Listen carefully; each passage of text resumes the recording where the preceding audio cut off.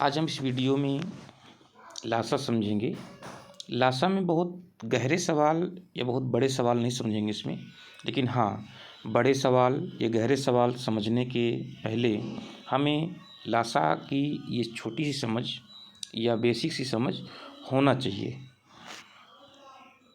क्योंकि इन्हीं सवालों को आधार मानकर इन्हीं के ऊपर सवाल बनाए जाते हैं। अर्थात बड़े सवालों को समझें, उसके पहले हम छोटे सवालों को समझें जो कि महत्वपूर्ण है, और लासा की शुरुआत यहीं से होती है। लेकिन देखेंगे यहाँ पे साफ साफ शब्दों में लासा शब्द का स्पष्ट रूप से कोई वर्णन नहीं किया गया है। लेकिन हाँ, जब कहीं पर किसी सवाल में छोटी से छोटी शब्द का इस्तेमाल किया जाए, क्या कहा जाए, छोटी से छोटी, या फिर न्यूनतम कहा जाए, या अल्पतम कहा जाए, या बच्चे दौड़ लगाएं, या जैसे एक सवाल आता घंटी बजे या बत्ती जलें, उन सभी कंडीशनों में हमें लासा निकालना होता है। तो क्या समझेंगे आज हम? लासा क्यों? क्योंकि लिखा गया है क्या, छोटी से छोटी। तो छोटी से छोटी के लिए क्या निकालेंगे? लासा निकालने के भी कई तरीके हैं। उन कई तरीकों में से उस तरीके को हम समझते हैं जिसमें समय कम लगता है।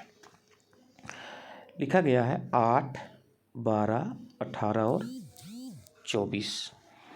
तो हम 8 को तोड़ेंगे गुणनखंड के रूप में। तो 8 को तोड़ेंगे तो क्या बनेगा?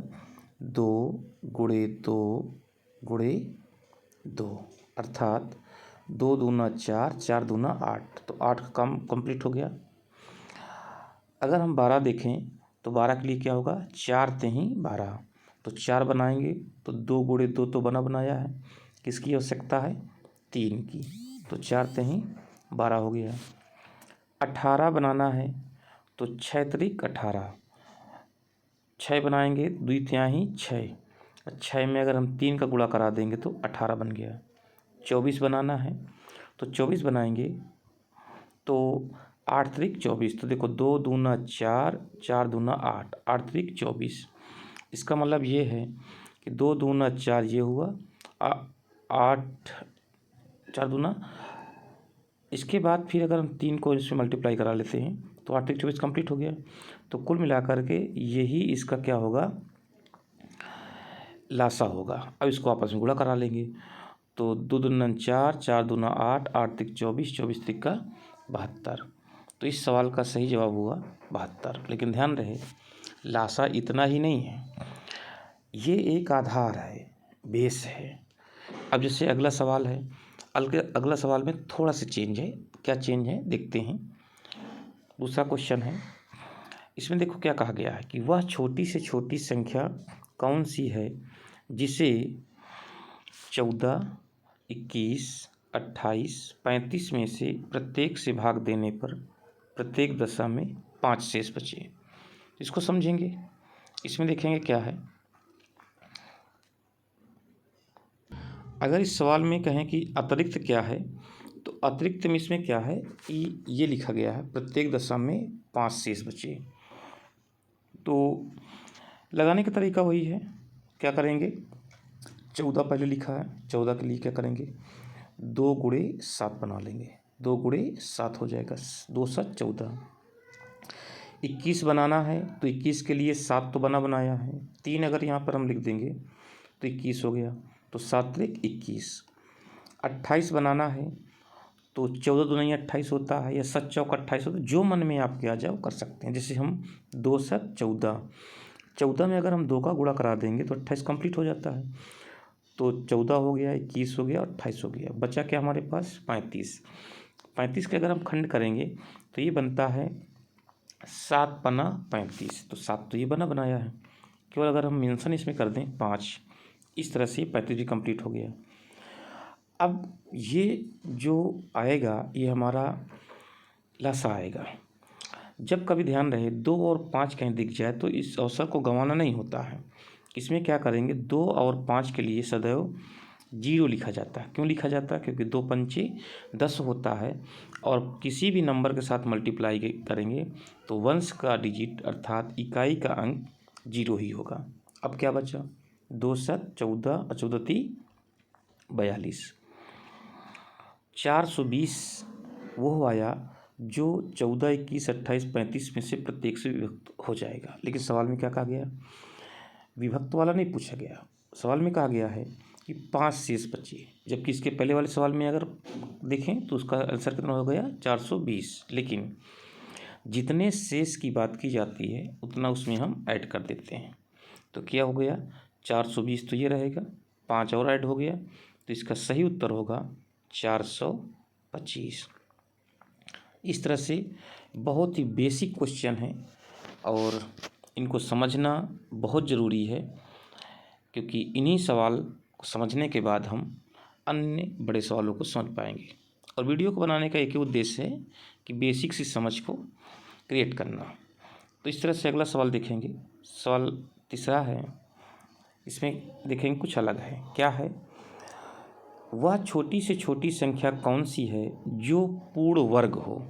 एक शब्द का इस्तेमाल किया गया यहाँ पर, पूर्ण वर्ग, जो कि इसके पहले दो सवाल जो किए गए पहले और दूसरे, उसमें इस शब्द का प्रयोग नहीं किया गया। ये क्या है, पूर्ण वर्ग। वर्ग का मतलब होता है जिसमें पेयर हो। एग्जाम्पल के तौर पे जैसे कहा जाए 2 का वर्ग, तो इसमें देखिए ऐसे लगा देंगे। 3 का वर्ग तो ऐसे लगा देंगे। मतलब हम समझेंगे इसका मतलब क्या हुआ, इसमें 2 3 हैं, इसमें 2 2 हैं।